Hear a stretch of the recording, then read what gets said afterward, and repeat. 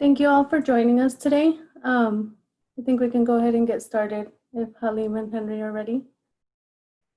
My name is Janet Alvarado. I am staff assistant for Denver Public Health and also one of the organizers for the Public Health for Public Safety Summit.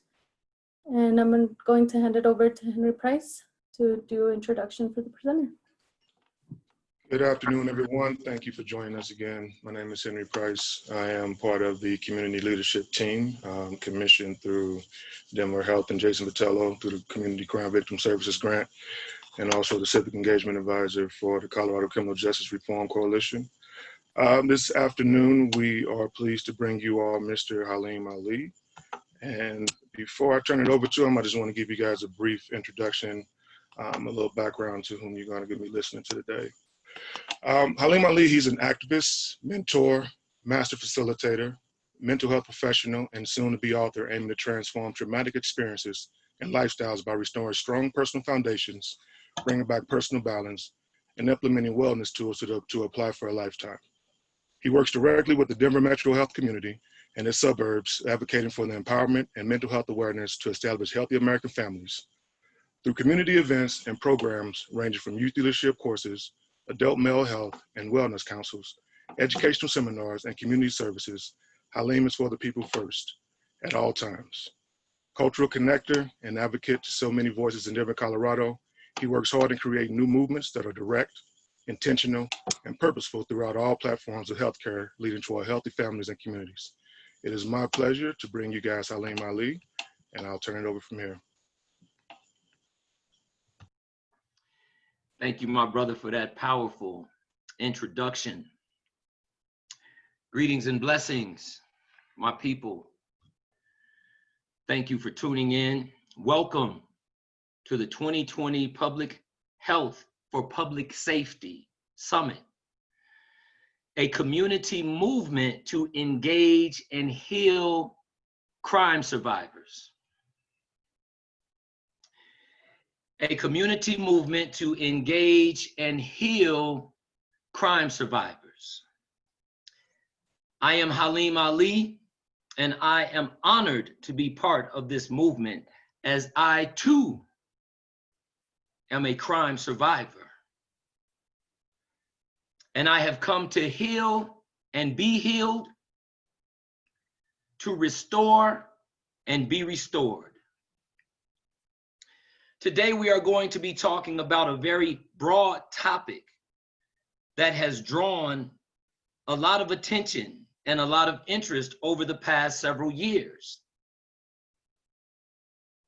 And that's the topic around Black male mental health and trauma.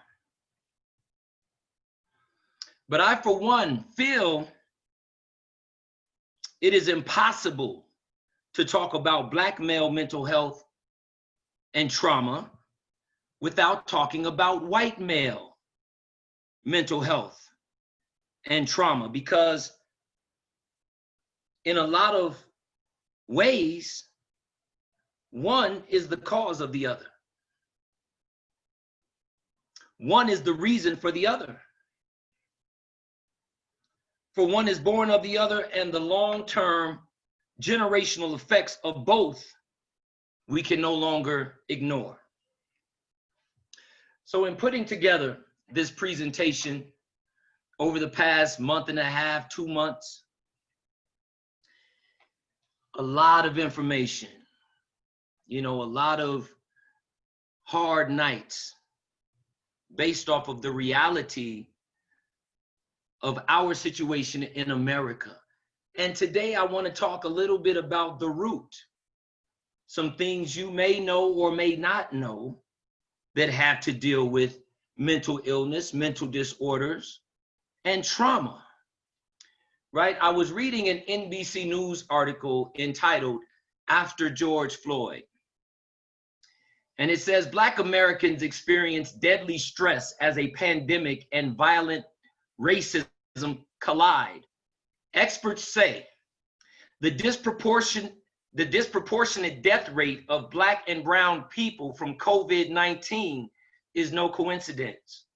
It is directly related to the history of racial oppression in our nation. Let that sink in for a minute.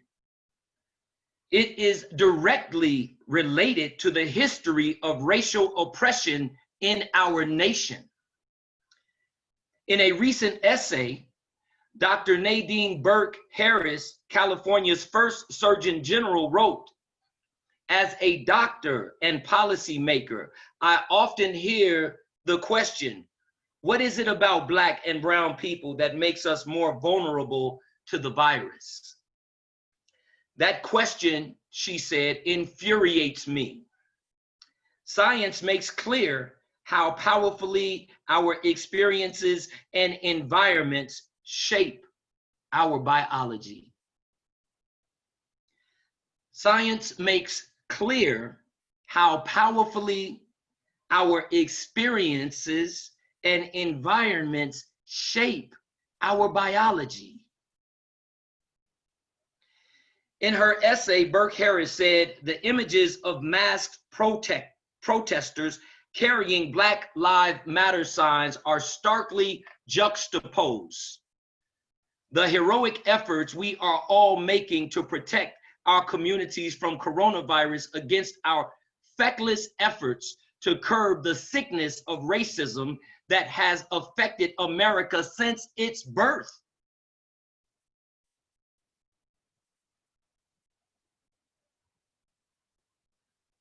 Since the birth of America, America was founded on racism. America was founded on mental illness. America was founded on trauma.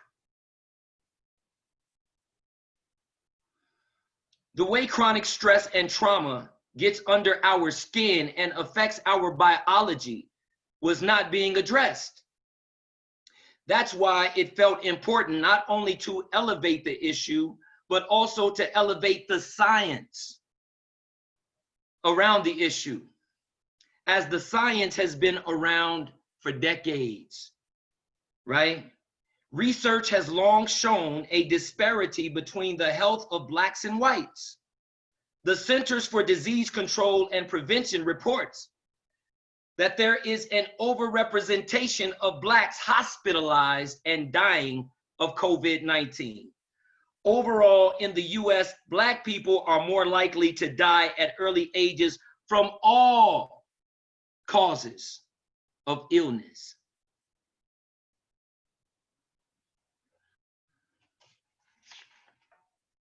Local governments, including those of Charlotte, North Carolina, and Denver, Colorado, Indianapolis, and Dallas have recently declared racism a public health crisis.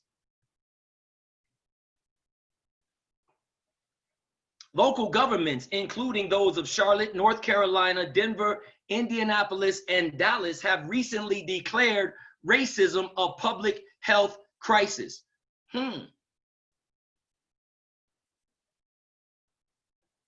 It took long enough. We have to help healthcare providers understand how trauma affects people's health. It is just like lead poisoning. Doctors can do medical treatment to help reduce the impact of lead on someone's health, but the real answer is to get lead out of the patient. We can solve our consciences all day when it comes to racism, but the real goal is to relieve the minds of the masses of racism for those who suffer, to begin the restorative process of trauma.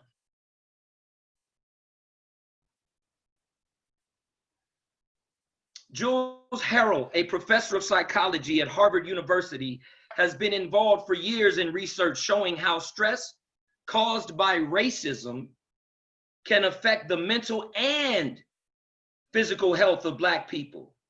He pointed to the fact that today Blacks must contend with COVID-19 and the disparate effects the virus has had on the Black community, while also dealing with the trauma of witnessing a string of brutal killings of Black people. As if this crisis wasn't enough, to endure from a mental health and wellness perspective.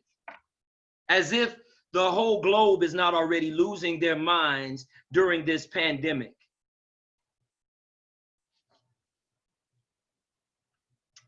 And here's the thing. It says you don't have to be a direct target of racism for it to negatively impact your physical and emotional health, said Gail Parker, a psychologist and yoga therapist in Palm Springs, California. People are experiencing secondary or vicarious trauma. Secondary trauma is the trauma of exposure to a racially charged event that leaves you feeling helpless and afraid and comes from seeing something overpowering. We are seeing this on top of the ongoing daily recurrence of racial events that cause us emotional pain.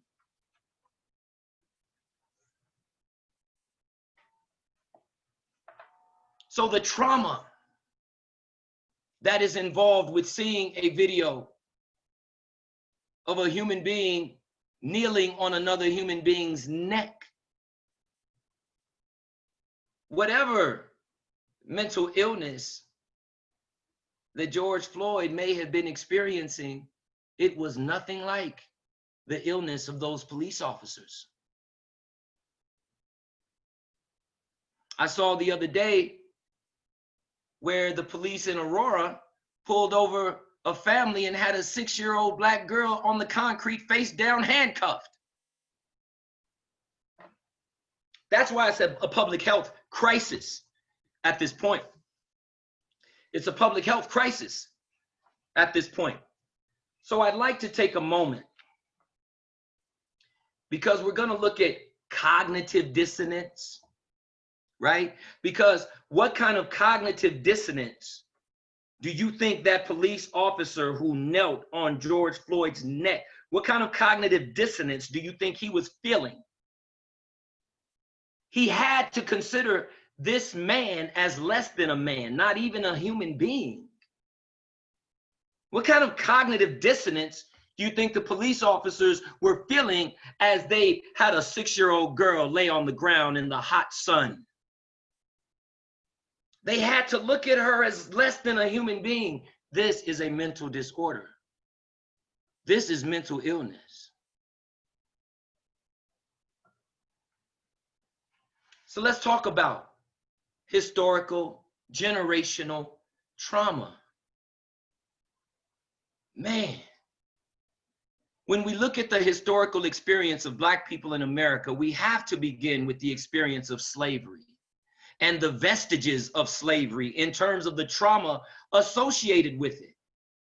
When we talk about mental health or mental illness in the Black community, especially within our Black men, we must begin with the experience of trauma and how trauma compounds and continues to show up in the experiences we have in our daily lives.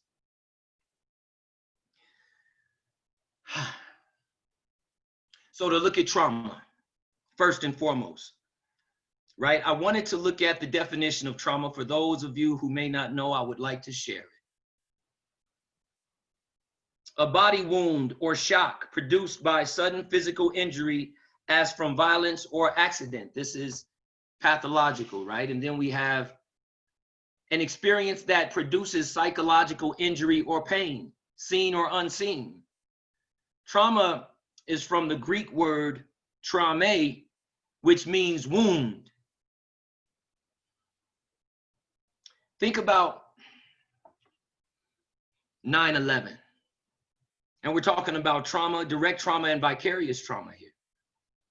There were people that saw 9/11 on television who were so traumatized that they could not fly again. They could not fly, get on an airplane again. There were people so traumatized by that event that they didn't want to leave their homes. So what about Black people seeing Black people killed or harassed or oppressed on TV in this day I'm not talking about 200-300 years ago, where Black people were being hung and killed with impunity, which that's a false claim. Lynching did not begin until after slavery, right? So when we talk about trauma and post-traumatic stress disorder or post-traumatic slave syndrome, we're talking about a feeling of foreshortened future and hopelessness. What happens when people feel hopeless? What happens? Exaggerated startle response, right? Outbursts of anger, difficulty falling and staying asleep, hypervigilance, oversensitivity to threat or danger that is either present or not. I know when I'm driving down the street and a police officer gets behind me, I have a natural anxiety in my chest because I know if they flip that light, I may not make it home that night. I know when my 10-year-old daughter comes home and asks me after seeing what happened to George Floyd, Daddy, are they gonna kill you too?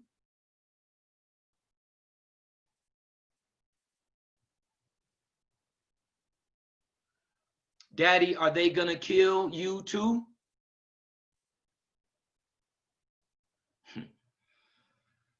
Chronic stress and trauma can rewire our heart-brain coherence.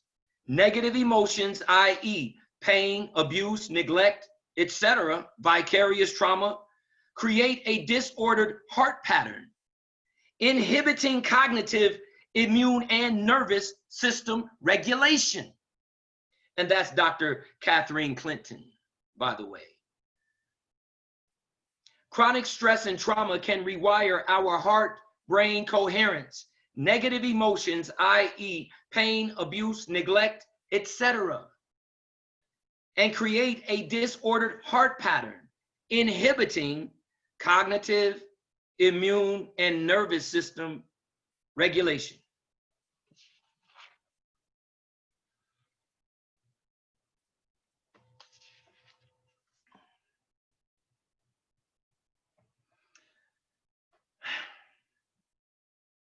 So what are our next steps?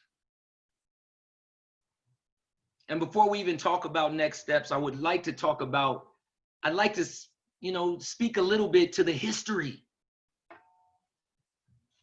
of trauma for Black people, to the history of psychological trauma, of psychological damage, because it was a conspiracy. Not only a conspiracy by a race, but a conspiracy by industries. First, let's look at the education industry. Because if we remember, we've only been allowed to read for 100 years. If that, if we were found reading during slavery, that was punishable by death. So this is the education system that has conspired to keep us in a place of oppression, to keep us down, right? Let's talk about the medical industry. What about James Marion Sims? James Marion Sims, I'm gonna call out some names, and I would encourage you to do your own research as I've done mine. James Marion Sims, the father of modern psychology. Sims reasoned that Black slave women were able to bear great pain because their race made them more durable, and thus they were well suited for painful medical experimentation. Now this is real. Imagine a family sitting at dinner, father, mother, and 2 children, and a couple of slave master ruffians come in and snatch the mother and take her to an unknown place, what would that do to a man's mind? James Marion Sims invented a device called the Vaginal Speculum, right? A device designed to open up the vagina, performing experiments and procedures on unanesthetized slave women.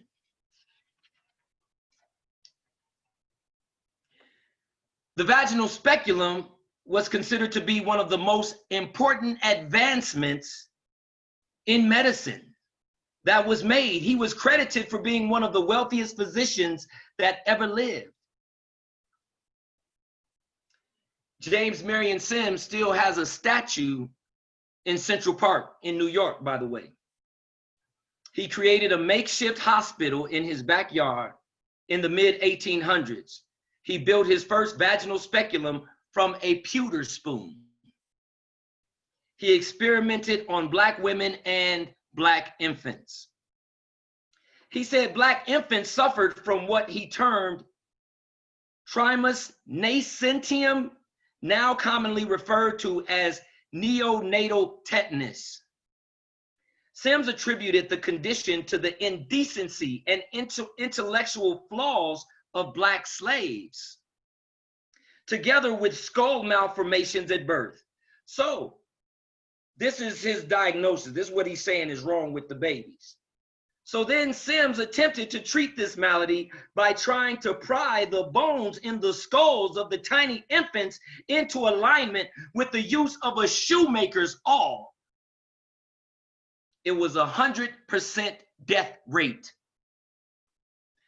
What kind of cognitive dissonance did James Marion Sims have to be able to take a shoemaker's awl and put it into the skull of a Black baby?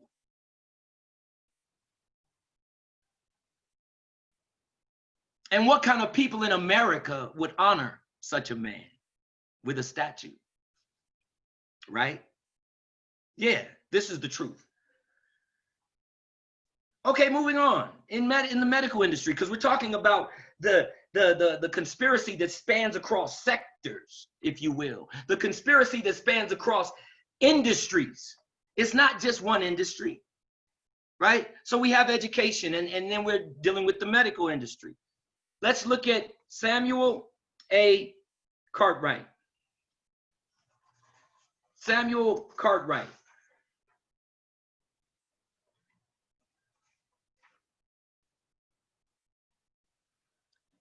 Now, this is interesting because Samuel Cartwright, in the early years of the 19th century, a physician named Samuel A. Cartwright argued that a particular form of mental illness caused by nerve disorders were prevalent among slaves. He called this mental disorder drapetomania.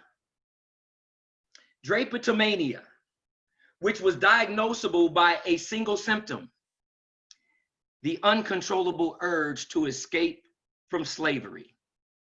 So now they pathologize our desire to be free.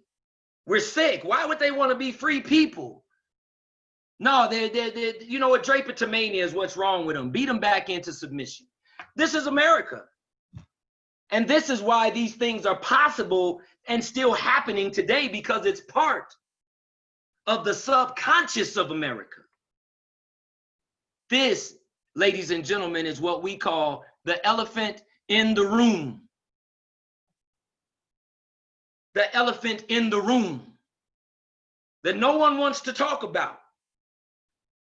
Hello, I'm Haleem Ali. So now we have this conspiracy between the education and the medical industry. We're not going to teach them how to read or write or anything. Medical industry, we're going to use them as experiments to Tuskegee,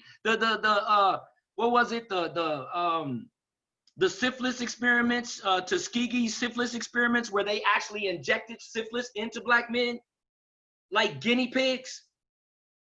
So now we're going to keep moving. Law and jurisprudence. What about the rape law? The rape law said no white could ever rape a slave woman. The regulations of law as to the white race on the subject of sexual intercourse do not and cannot, for obvious reasons, apply to slaves because their intercourse is promiscuous. So now they have permission to rape our women at will. They have permission to kill our women at will. Breonna Taylor, come on. Let's look at the subconscious of this thing, of this red, white, and blue. Let's look at the subconscious. This was a law. Casual, how about the Casual Killing Act? And if any slave resists his master or owners or other person by his or her order correcting such slave and shall happen to be killed in such correction, it shall not be counted as a felony. But the master, owner, and every other person so giving correction shall be acquitted of all punishment and accusation for the same, as if such accident had never happened. Casual Killing Act, this was a law. They could kill us with impunity. Does it sound familiar? George Zimmerman. Still, this is the subconscious of America. This is what this land was built on, trauma. It happened so frequently that a law had to be created so white people wouldn't feel any what? Cognitive dissonance or any guilt. So when I looked at this, I said to myself, well, who was doing the killing? Because it wasn't likely that a master would kill his slave, because that would mess with his pockets. That would affect his overhead, right? So when I say, first of all, do you know what it takes to beat someone to death? I don't. I don't have that in me to do that. But what does it take to beat someone to death? So I said, well, who was doing this? And then I researched it. Turns out, white women were beating black children to death. White women were beating the children who were in their homes to death, because a lot of times, the white women in the home were responsible for, the children, in terms of educating, in terms of, showing them where to clean and what to do and things of that nature. Here's the thing, and I want you guys to hear me. We rob ourselves of our own humanity when we refuse to look at this stuff. We rob ourselves of our own humanity when we refuse to look at this stuff. When we want to ignore it, because now it's shown up and it's blowing up in everybody's face. So that's how law and jurisprudence participated. And also, if we think about this, do you realize in those days, it was punishable by death if a black man looked a white man in the eye? And you could still see in the school environment where our young black boys will not look their white male teachers in the eye. This is generational trauma. But this was the law. The law was part of this conspiracy, a major part of this conspiracy, and supporting the trauma against black people. So we have education. We have the conspiracy within the medical industry. We have the conspiracy within law and jurisprudence. What about politics? What about politics, right? I want to read something from, I believe he was the 4th president of the United States. And he said, blacks are inhabitants, but as debased by servitude, below the equal level of free inhabitants, which regards the slave as divested of 2/5 of the man. He was responsible for what is called the 3/5 compromise. Look it up. The 3/5 compromise, where we were considered subhuman. We were considered subhuman. The authors and the masters of civilization were considered subhuman. Right? That's the 3/5 compromise. This is what James Madison said, right? Now, we know how much influence the presidents have. So if he would say this to a population of people, he's the president. What he says goes. But even deeper than that, let's talk about one of our favorite presidents. Let's talk about Thomas Jefferson and his cognitive dissonance.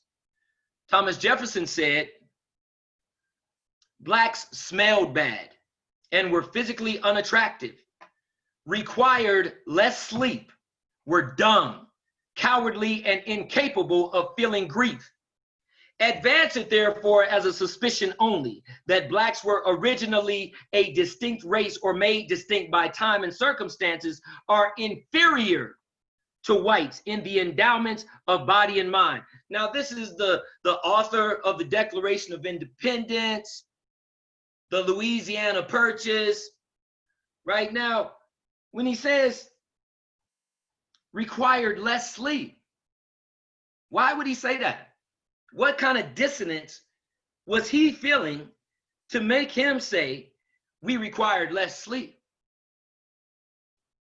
There was a grave site unearthed in 2008, 2009, around, it was in New York, downtown New York, and it was a slave grave site. And they were able to, because of all of the advances in medicine, they were able to tell the cause of death for some of these slaves. Do you realize they would find some of these slaves with their shoulder detached from their arm because they worked so hard? Now, no one in their right mind would work that hard unless they had a gun trained on them, right? Unless they had a gun trained on them. So we have to know when we talk about they required less sleep, why? Because we're forced to work all day for no wage? Was that voluntary? So we're talking about cognitive dissonance and the disconnect that America's leaders have had with Black humanity ever since the beginning, and how that affects both sides. Thomas Jefferson, when he said blacks smelled bad, were physically unattractive, required less sleep, were dumb, cowardly, and incapable of feeling grief, I would like to point something out.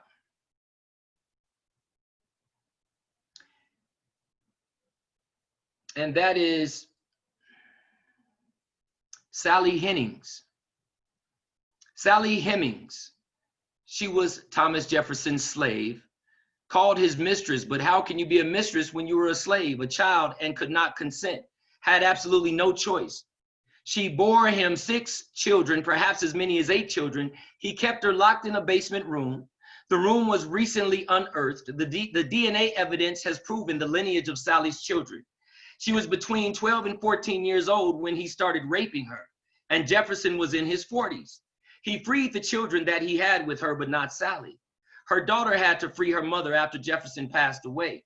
This is not taught in schools. This side of history, we are supposed to consider these so-called founding fathers as great men fighting for justice and freedom, guided by God, when they were evil men, selfish men who did nothing save that it was for their own aggrandizement, personal benefit, and financial gain. I just want to bring some of these points to the forefront. So when we're talking about Black male mental health, we have to give it some context. Because if we have ever been sick, we didn't just get this way till we got over here. If we have ever been sick, that's not how we were in Africa, right? So now let's keep moving. So that's politics. So we have education, medical industry, law and jurisprudence, and politics all conspiring in this thing. And then what about entertainment? You know, I saw a clip of Shirley Temple, and in the clip, there was a big, strong black man, and Shirley Temple was wearing a patriot hat or some type of army hat, rebel hat, and the black man, he was so scared, and, oh, here come them rebels, Miss Shirley. I don't know what we gonna do. And she said, why are you scared of them? I'll protect you. Here is a little 8, 9-year-old white girl who's gonna protect a 40-some-odd old black man. Mental illness. And we adopt these things because the images that we see, we believe a lot of times. And we can see ourselves in that black man. We can see ourselves in his shoes. So what does that make us feel about ourselves? What kind of dissonance does that create within us? Right? And then science. Let's look at the father of anthropology real quick if we can. Carl von Linnaeus, the father of anthropology. He separated man into 4 different families. Homo Americanus. These are our Native Americans, right? And he said about them, reddish, obstinate, contented, and regulated by custom. Then we have the Homo Europaeus, as white, fickle, sanguine, blue-eyed, gentle, and governed by law. Yes. And then we have our Homo Asiaticus, or our Asian brothers and sisters, as sallow, grave, dignified, avaricious, and ruled by opinions. And then we have Homo Afer, which is us, Africans, right? And this is what Linnaeus had to say. As black, phlegmatic, cunning, lazy, lustful, careless, and governed by caprice. So I wanted to create, and then we can't leave out religion,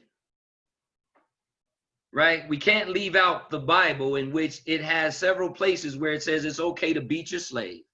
It's okay to kill your slave. It's okay to rape your slave. All of these systems supported one another in this great conspiracy to traumatize Black people on earth, right? So when we talk about, and I see someone just said, let's talk about that religion, there's so much to say. It's too much to say, because the missionaries, they came with the gun in one hand and the Bible in the other, right? And now, even now, I remember being 7, 8 years old, sitting in church with my mother and looking at the fans, the things and it had a picture of a white, blonde-haired, blue-eyed Jesus on the fan. And at that age, I asked my mother, who is this on this fan? And I remember she said, that's Jesus Christ, your Lord and Savior. And I looked around because, you know, I didn't have my prefrontal cortex at that point. I didn't really know how to reason beyond what my elders would teach me. But I rebuked that inside. And because I looked around, I didn't see anything but Black people. And I said, well, it really doesn't make sense to me that this is my Lord. And I told her, no, this ain't my God. But wanting to believe my mother, I remember going home and taking a whole bar of soap, locking myself in the bathroom, taking a whole bar of soap and scrubbing myself all over my body, trying to wipe away and wash away this Black skin. because I want to look like my Lord and Savior. If that's my Lord, why don't I look like that? Even the rationalization of a 7-year-old boy, it didn't make sense. But when I see other adults willingly accepting this lie, being force-fed this lie,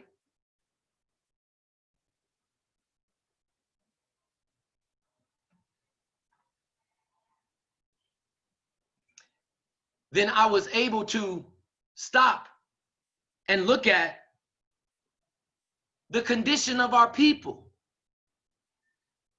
And the only reason we have to go back through history is to come to this current point. Because Black people are still getting killed in the street with impunity by police and killing each other. And if you allow me to finish my point, the point is self-hate. This is why our children are in the street shooting each other, killing each other, because they hate themselves, because they've seen us hate ourselves for so long. So how do we move past that, past what is in our face? How do we move past that? Right? So I'd like to talk a little bit about and move into, now that we've looked at the past and what has been imposed upon us as a people, I'd like to look specifically at Black men, depression. I'd like to look specifically at what we're going through when we see these things happening on TV now. I'm not talking about seeing these things in the past and having some feelings. If it wasn't still happening, then it would be easy to get over the past.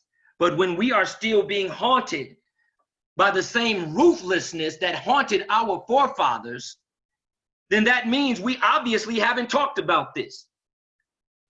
Then that means we obviously haven't done enough to save our babies or to save ourselves. When Dylan Roof walked in that church and killed those 9 Black people, but everybody want to say, get over slavery. How, I dare you to tell the Jews to get over the Holocaust. You ain't seeing Jews get done that way. Ain't no police killing no Jews in the street like that. But they kill us with impunity. And everyone seems to like, get over it. It happened a long time ago. But it's the heartbeat of America. This is what makes America move. Period. So when we talk about, so let's shift gears a little bit. Black men and depression.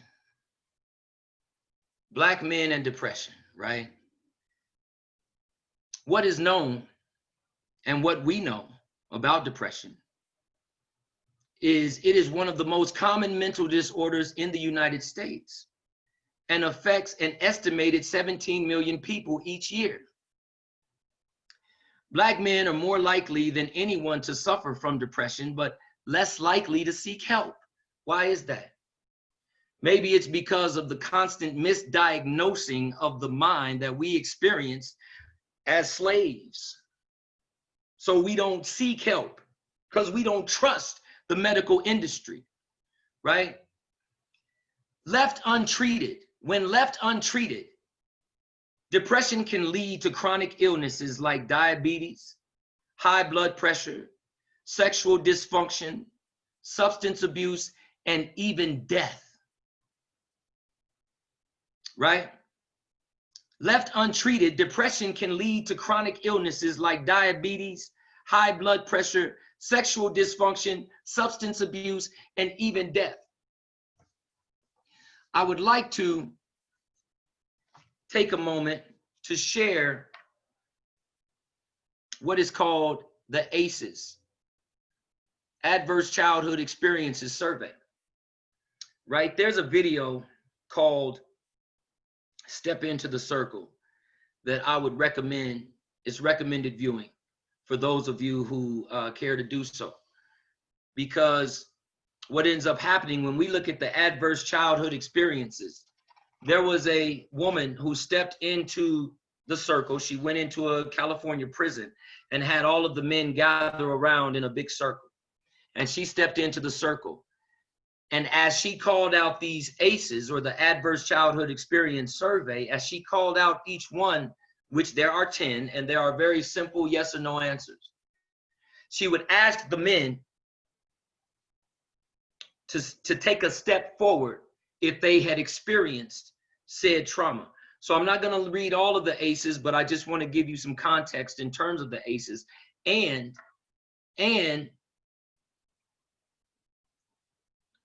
I would also like to say that we will have a 15-minute Q&A here toward the end, in about 25-30 minutes. So if you have any questions or concerns or thoughts, I see you guys are chiming in on the chat box. However, I'm unable to look at those right now just for the sake of the presentation, but we can address some of those things as soon as we enter into the Q&A phase.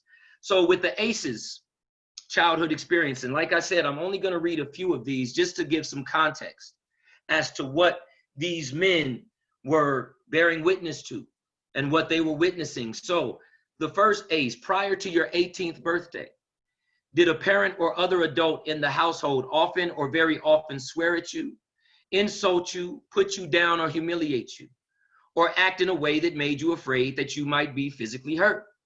If yes, step forward. Almost all the men stepped forward.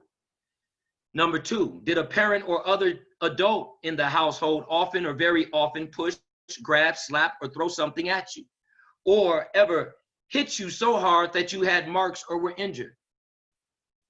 If yes, step forward.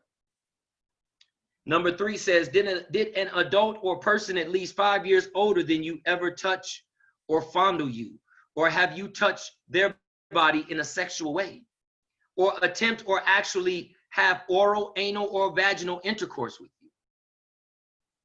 Right?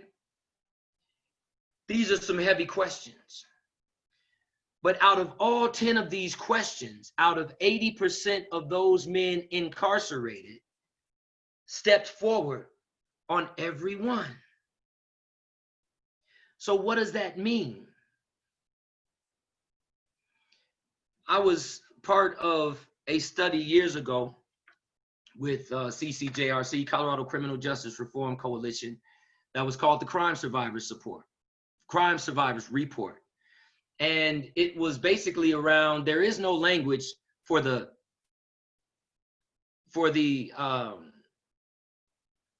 criminal or the guilty party to be also looked at as once upon a time being the victim, as the victimizer once upon a time being the victim. Right? So this is how I feel like the criminal justice system has been skewed, among other ways. But getting back to the ACEs and why I wanted to present the ACEs to you, because just like racism, when we hold in these traumas, right, childhood traumas, it leads us to erratic behavior later on in life and can lead to actual physical illness, just like racism. It can lead to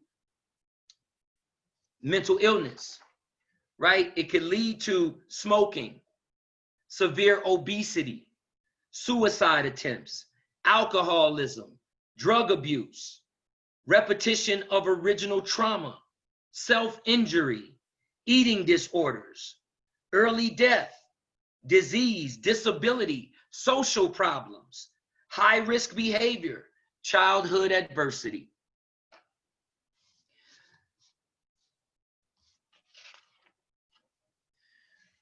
A few of the things that I had to note that were not part of the ACEs, right? Community violence. What about when we see a Black man being choked to death, or have someone's knee on his neck, a white man's knee on his neck? How does that affect us, right? These are things that they couldn't have imagined would be happening in 2020 when they put together this ACEs quiz, right?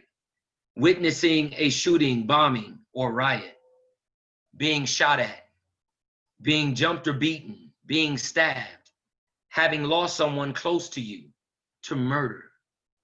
So these are the things that contribute to Black male mental health illness, to Black male mental illness and Black male mental disorders. But then we also have what is known as determinants, the social determinants. What do those determinants look like? Right? Housing, jobs, family, the way we were raised, the environments in which we grew up, the determinants. When I was watching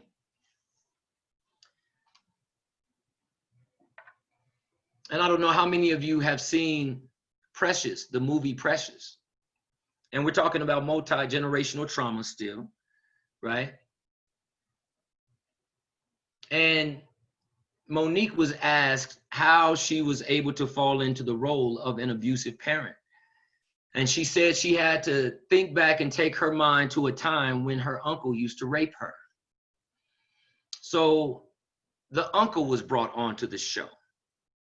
And he was being hissed at and booed, right? But when asked how he could rape his niece, he said, well, my uncles used to rape me.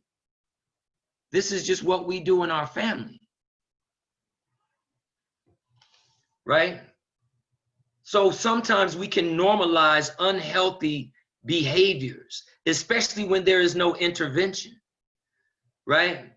So understanding that left untreated, depression can lead to chronic illnesses like diabetes, high blood pressure, sexual dysfunction, substance abuse, and even death.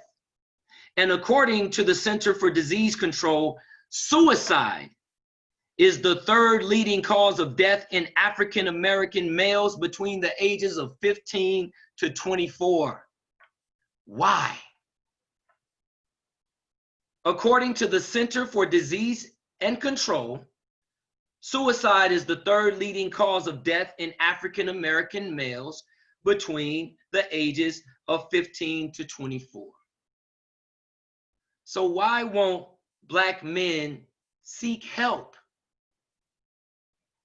I had a conversation with a good friend of mine the other day, and we were talking about trauma.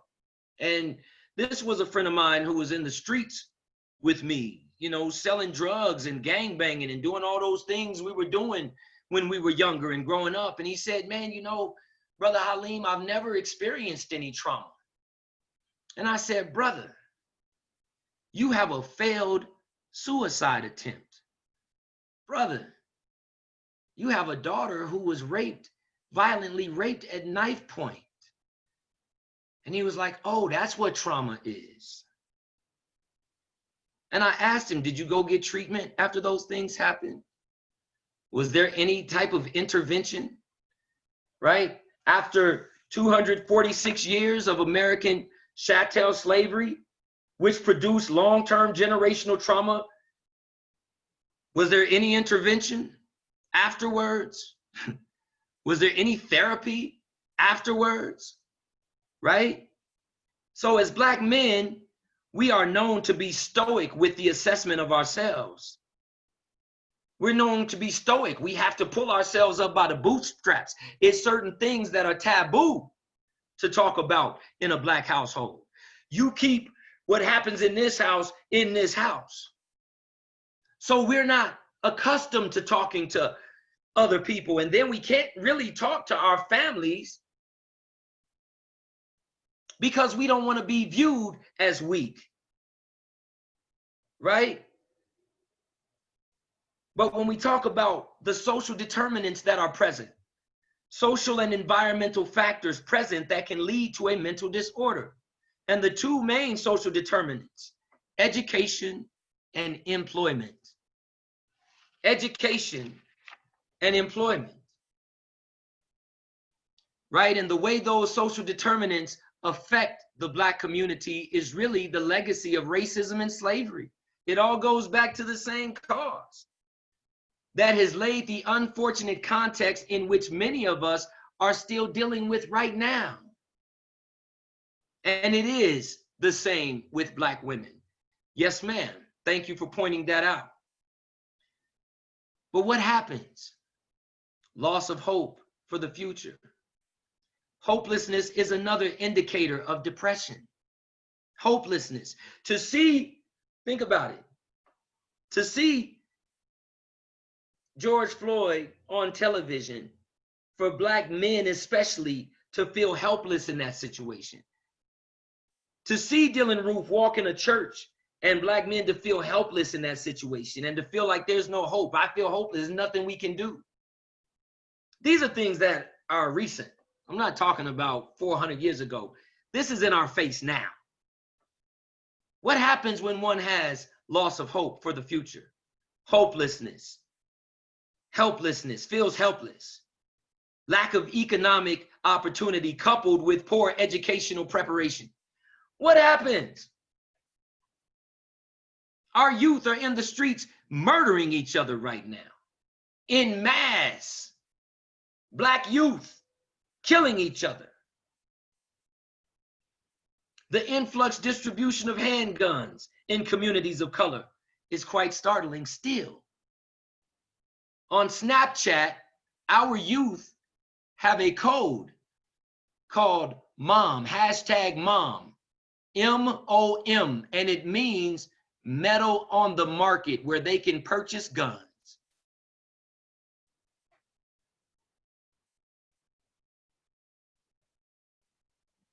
Secrets within the Black family politic and within the individual body politic. A lot of times, like I said earlier, families don't even know that members are suffering in silence, because we can oftentimes paint ourselves into a corner of social isolation. The host for Soul Train, when Don Cornelius killed himself, his son said, "We didn't even know our father was hurting that way. We didn't even know." There are ways in which we were raised and socialized as boys that can sometimes put a barrier between even two very close and good friends. I don't want to tell you that I'm going through something, because I'm so wrapped up in my concerns about what you're going to think about me. I'm so wrapped up in my concern about if you are going to judge me or not. When a big portion of treatment is our ability to express it to someone else. A big portion of the treatment is our ability to express it to someone else, right? So at this point, I would like to stop for a moment, because I do have some action items and some solution-oriented items that I would like to share as well. I wanted to identify the problem and identify the current crisis. And I would like to take any questions that anyone on the line may have at this point before we get into solutions and action. So please, is there anyone that would like to speak?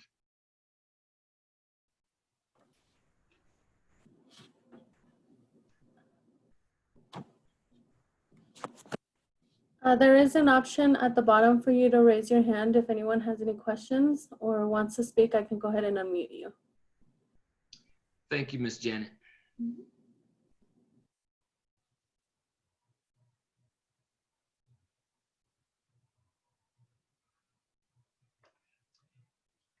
Yes, ma'am, Miss Mary. It is my pleasure,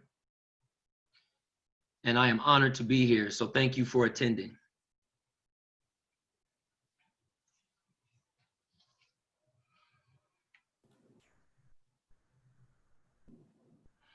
So if that's it, Ms. Alvarado, I will just keep moving on with the presentation.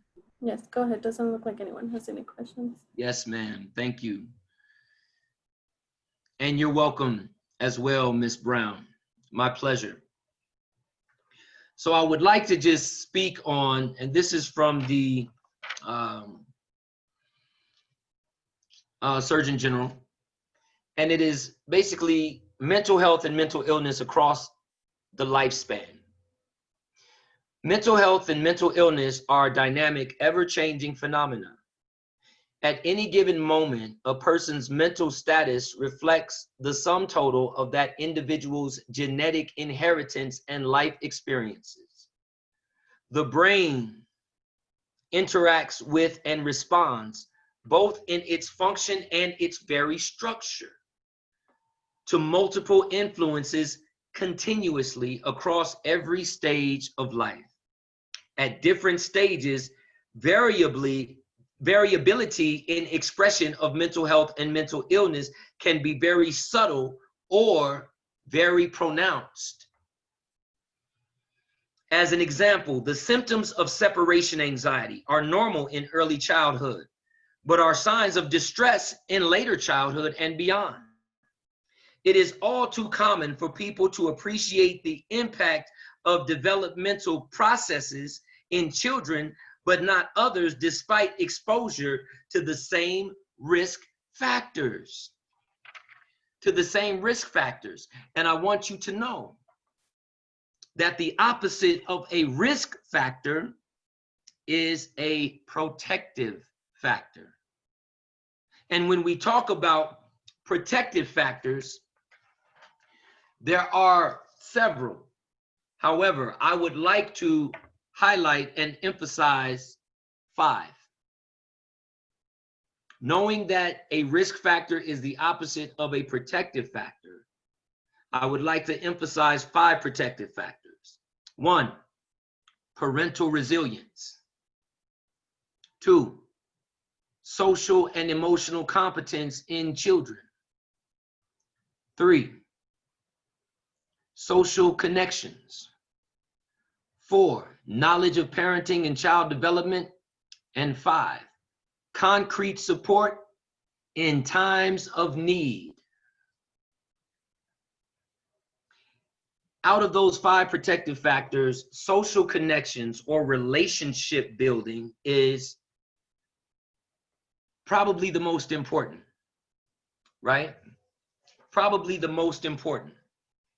So I put together a little piece called Crisis, an Opportunity for Growth and Change. Crisis, because we are in crisis as a nation. An opportunity for growth and change. The concept of crisis in mental health is an interesting one. In spite of the fact that many traditional theorists have viewed crisis as an opportunity for growth and as an essential experience in the context of one's development, we in mental health want to medicate it, lock it up, and restrain it. We have forgotten that perhaps there is something we can learn from this experience, something that will enable us to do it differently and understand ourselves in new ways. Let me repeat that. This is where we come together, right? This is where we take on the elephant in the room. One of my mentors said, how do you eat an elephant? 1 bite at a time. Then he said, how do 1,000,000 ants eat an elephant? I said, I don't know. He said 1,000,000 bites at a time. And each ant is only concerned with the part of the elephant that is in front of him or in front of her. So we have a tremendous elephant in front of us, and all of us have a portion that we've been allotted, right? Which is our work. So we have forgotten that perhaps there is something we can learn from this experience.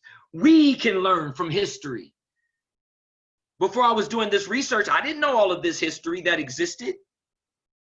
I thought slavery was just slavery. I didn't know that it was a concerted effort amongst industries and sectors This is why it's so difficult to dismantle, because it's so rooted in so many areas of our existence. But we have forgotten that perhaps there is something we can learn from this experience, something that will enable us to do it differently and understand ourselves in new ways.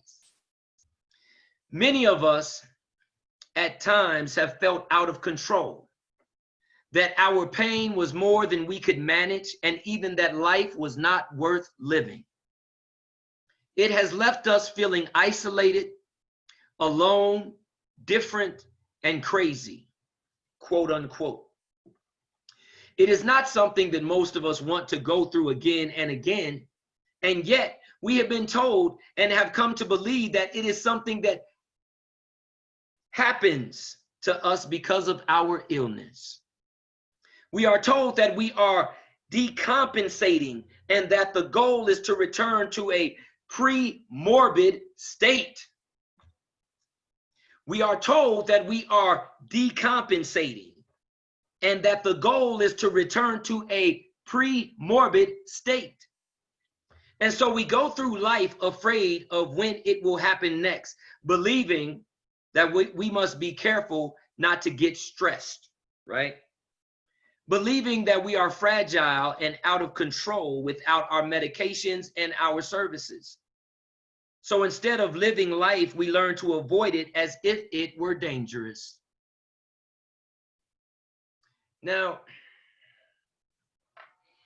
even within the midst of this global pandemic, both with COVID and racism, I had a brother earlier today in a workshop I was leading around the Wellness Recovery Action Plan ask me, he said, we were talking somewhat of George Floyd, and he said, brother, as a Black man, how can you express these things so calmly?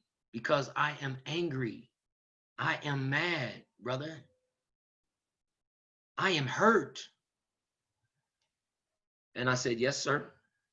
We are all hurt. However, what I realize is that I will not allow the media to control my air. I will not allow racists to control my air, nor will I lower my frequency and give my power away by exchanging racism for racism, by exchanging insult for insult or injury for injury. We're better than that. I don't have to debase myself, because when I see a man kneeling on another man's neck until the life drains out of that other man, I realize that the man kneeling on his neck is not a man at all. He's an animal. He's a beast. He's not a man at all. I'm a man. I don't have to be a beast. He has to be a beast. I don't have to cuss to get my point across. I don't have to wave a gun to get my point across. Neither did my righteously guided forefathers. That's not how Martin got his point across. That's not how Malcolm got his point across. Right? That's not how Noble got his point across. That's not how Frederick Douglass got his point across. So we have come to believe this because our experiences have been named for us. In other words, someone has been thinking for us our whole lives. Very few people in this society are thinking for themselves. I had one of my sisters remind me last week of Jesus's last words. Lord, forgive them, for they know not what they do. And she said to me, in other words, he was saying, Lord, forgive them, for they are not thinking for themselves. Something else is thinking for them. Something else is thinking for them. See, so when you control your own air, you may feel a certain way about what you see, but it's not going to allow you to step off of your throne or degrade yourself or molest yourself. I will not molest myself for you. I will not be profaned. We are no longer individuals with unique perspectives, but rather a set of generic symptoms that need a generic treatment. Though being labeled has been helpful to some, others of us have found it debilitating and limiting. Don't label me. Don't compartmentalize me, because I refuse to compartmentalize myself.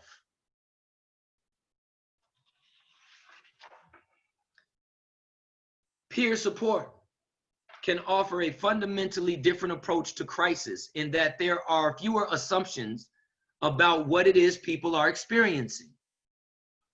People may compare stories and strategies and ways of making meaning, but in the end, no one person has the power to name or to treat.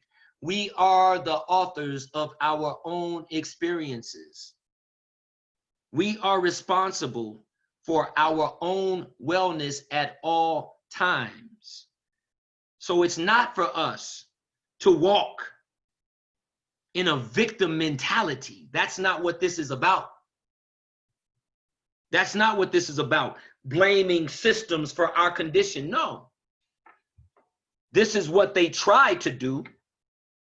This is what was attempted. But you're dealing with some of the most resilient people on the planet. See, you're dealing with some of the most resilient people on the planet. No one else could have survived what we've been through. So understand what that means. And no, we don't want revenge. We don't want revenge. Revenge is beneath us. We just want to be free. We just want to think for ourselves. That's all we want. So peer support can offer a fundamentally different approach to crisis in that there are fewer assumptions about what it is people are experiencing. People may compare stories and strategies and ways of making meaning, but in the end, no one person has the power to name or treat. Following is a way of thinking about being with people, even through very difficult times, that honors crisis as an opportunity to learn and grow, and most importantly, stay connected. So we want to build mutual relationships, because it is only in relationships that are constantly negotiated that we build mutual respect and trust. When we consider that both of us have needs and expertise, we learn from each other while taking chances in becoming more vulnerable and consequently more whole. More whole. Don't we all want to just be whole? Don't we all deserve to be whole? Is it not our birthright? Is it not it's not a privilege to be whole. This is a birthright. As we take new risks in relationship, we find ourselves breaking out of old roles and assumptions, opening doors to self and relational discoveries that we never before knew existed. So let's build mutual relationships. Being with big feelings. Being with big feelings. I have a very big feeling about this thing. We are not a culture that has a lot of tolerance for intensity or big feelings or sensitive conversations. We like to avoid confrontation. Let's not talk about that. We tend to want to calm people down or make it stop because we are uncomfortable. In peer support, we can recognize that people have a lot of big feelings and they aren't all dangerous. They are in fact rich with information. I'm not dangerous. I'm just rich with information. If information is dangerous, then yes, I am dangerous. But I'm not dangerous in terms of physical harm. But I'm dangerous in terms of wanting to see these children live, in terms of wanting to be a free man and to think for myself, right? And when we talk about uncomfortability, I would say this. Brene Brown said it best. She said, choose discomfort over resentment. Choose discomfort over resentment. So I'd rather be discomfort or have discomfort in the moment of this conversation than to resent myself later on for biting my tongue. Because that's what would happen. Because I wasn't going to share this information. I rewrote this whole presentation yesterday because I said, well, I don't want to hurt anybody's feelings. But this morning, I got my directives from on high in terms of what I had to bring today. So choose discomfort over resentment every time. Understanding the story. Stephen Covey in 7 Habits of Highly Effective People said, seek first to understand and then be understood. Seek first to understand and then be understood. Understanding the story. I've always thought it was interesting that when people were having tough times, they were always asked what was wrong with them. What if, for example, we asked, what happened to you? Could we begin to understand the ways in which people's versions of their own stories impact the way they make meaning of their experiences now? In 7 Habits of Highly Effective People, Stephen Covey used an example of sitting on the train in New York in terms of seeking first to understand and then be understood. And he said he's on this train, and he said it was a man, an African-American man with 3 or 4 children on the train with him. And it said the man was sitting there as his children were running all over the cabin of the train. And, you know, one of the children knocked Stephen's newspaper on the ground, and Stephen looked to the man and said, can't you see that your children are being an enormous disruption? Can you not settle them down? And he said that he spoke rather rudely to the man. And the man turned to Stephen as if he snapped out of a daze and said, oh, I'm sorry. We just left the hospital and their mother had just passed away 15 minutes ago. And I'm not, none of us really know how to process this. And he said he felt like a fool. Seek ye first to understand and then be understood. And I have one more. Sharing ways that stories are understood. One of the most valuable aspects of peer support is our ability to share our stories with one another. It's amazing to me what happens the first time we realize that we're not the only person who's been through some of these things. We can hear how each of us has learned to think about ourselves and can share strategies that take our whole story into account. So, and this, I said that was the last one. We have one more. I have to share this one. Challenging the current story, challenging the current narrative.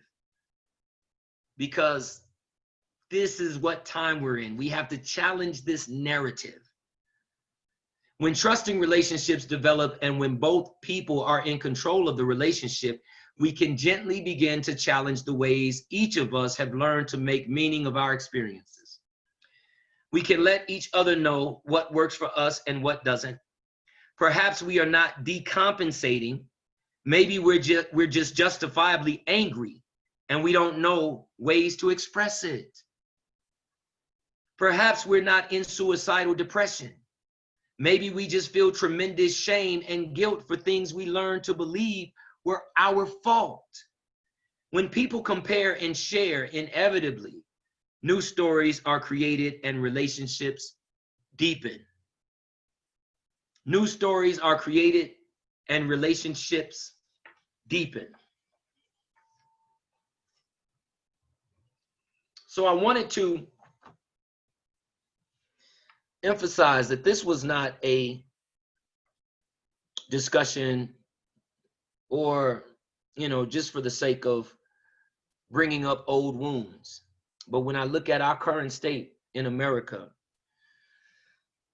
and learning that these things, a lot of these things I didn't know, right? We learn about the Louisiana Purchase, we learn about the Declaration of Independence, but we never learn about Sally Hemings, right? There's certain things that have been hidden on purpose. I have friends that graduated from Thomas Jefferson High School who were Black. So did they receive an authentic education based off of being in an institution of a man who was racist? So long story short, right now, From the Heart Enterprises. So this is the name of my organization, From the Heart Enterprises. We are in the midst of a 90-day, I see you, Miss Petty. She said, that's where I graduated from, TJ. Yes, ma'am. And I bet they never taught you the true history of the person that the school was named after, right? This is a part of perpetuated racism, right? But From the Heart Enterprises, we have launched, as of July 1st, a 90-day campaign called Heart Work, right? And it is a 90-day campaign in direct response to COVID-19, police brutality, racism, and Black male mental health. In this current global climate, there is more need than ever to restore our hearts with loving kindness, compassion, and grace for the evolutionary building of humanity toward a healthy mental and physical collective well-being. Join us as we commit our minds, bodies, and spirits toward healing through acts of service, wellness and mental health workshops, community and family wellness retreats, weekly community information / survivor calls, and more to create healthier lifestyles, restored hearts, togetherness, and a strong sense of health and well-being. So this campaign is being extended throughout September, right? And within this campaign, we have a few minutes left, so I'll just give you some of the events that we have coming up. 5 protective factors. I had talked about some of the factors. We are on this week was our 3rd week. The 5 protective factors happens on Tuesdays from noon to 2 o'clock. It's a 2-hour workshop. Then we have Wellness Recovery Action Plan, Your Wellness, Your Way, focusing on crisis planning, post-crisis planning, and recovery through the 5 key concepts: hope, personal responsibility, self-advocacy, support, and education as it relates to self-discovery. And this happens on Wednesdays from 10 to 12. So I did a rap workshop earlier today. And then we have private events for, for some of our sister organizations and for some of the men and women in the community that are on the front line, right? We have strengthening retreats for those individuals. So if you're on the front line, please feel free to email me at fromtheheartent@outlook.com. We have COVID-19 Survivor Call Series, virtual summer camps for our youth between 8 and 18 years old, youth wellness virtual check-in calls, Eat Well, Be Well series. So we're talking about the importance of nutrition and diet, Heart Work community partner site visits, right? Where we go each week and sometimes twice a week to a community partner's site to help, it's been, we've been with Struggle of Love in Montbello helping to pass out food. They're out there almost every day, right? From 11 to 1 o'clock.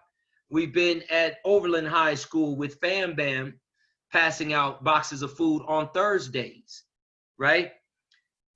So this is the nature of our Heart Work community partner site visit, just to visit and support other organizations in the community that are doing the work. Mental Health Virtual Summit. Today, what's happening? We doing it. All right, let's get it. And bi-monthly Family Service Day. So this is our contribution our campaign that we're running, right? To basically keep me sane, right? Because I feel like I have to give more love because it's so much hate and enmity. So it makes me want to love harder, right? Makes me want to love harder. So as we continue to grow our campaign, more events and services may be added.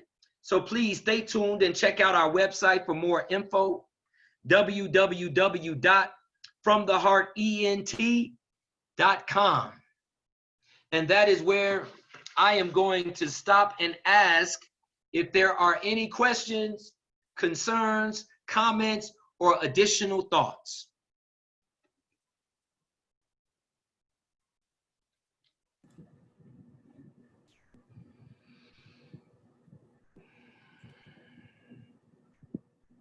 Doesn't look like we have any. All right, Miss Janet. All right, Miss Latoya said, thank you. No comments from me. Thank you for tuning in. This was very informative. From Miss Emma, thank you. Brother Halim, thank you. I love listening to you, brother. Brother Ronnie, thank you, Brother Ronnie Chi. Appreciate you chiming in. Miss Leanne, thank you. Excellent presentation. Appreciate you chiming in. Mr. Ali also has a panel coming up at Dazzle next week, August 12th, 12 p.m. to 2 p.m. Thank you for reminding me. That is our Director of Operations, keeping me in line. Miss Natalie White, thank you. Cannot tell you how much I learned. Thanks for sticking with the challenging version. Yes, ma'am. Thank you for chiming in, and thank you for that affirmation and that confirmation. The brother Lewis side, great work, family. I appreciate you chiming in and being with me today, brother, and supporting the work. Miss Victoria said, thank you for your passion and your work. Yes, ma'am. It is my pleasure and my duty. Mr. Jason Vitello, is that you? Are you going to say something? Yes.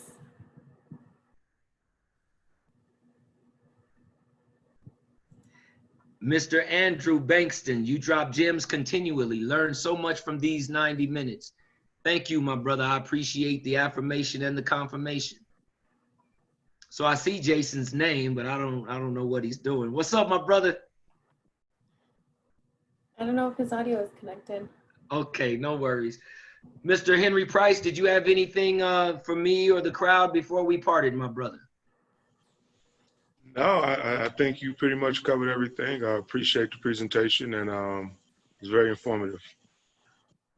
Yes, sir. Well, thank you for introducing me and for having me on this platform, Ms. Janet Alvarado, Mr. Henry Price. Thank you to my brother, Mr. Jason Vitello, for basically demanding months ago that I do this. Brother, you gonna present. Yes, sir. Miss Amanda Davis, thank you for teaching us. I learned so much I was unaware of, things I will take with me in my own work. Yes, ma'am, thank you. And Miss Tanya Chapman, well done. Thank you, young lady. And Mr. Jason Vitello said, thank you for bringing the uncensored version. Yes, sir. And for your realness in general, the real talk, but also the real work on the front lines. Come on, brother. We all we got. So look here. We gonna leave it at that. All my people, peace and love. Yes. And we will see you guys again. FromTheHeart.com, FromTheHeartENT.com to keep up with us. Brother Yes, Henry Price, we'll talk soon. I will send out a follow-up email by the end of the day tomorrow with all the details of where to contact Mr. Ali. And then next week we have another presentation by Derek McCoy, Surviving the Gender Narrative to Transform It. It's also at 1:30. So hopefully you guys can continue to join us for these workshops. Thank you again for joining us today. Thank you, Halim. And we hope to see you all soon. All right. Bye.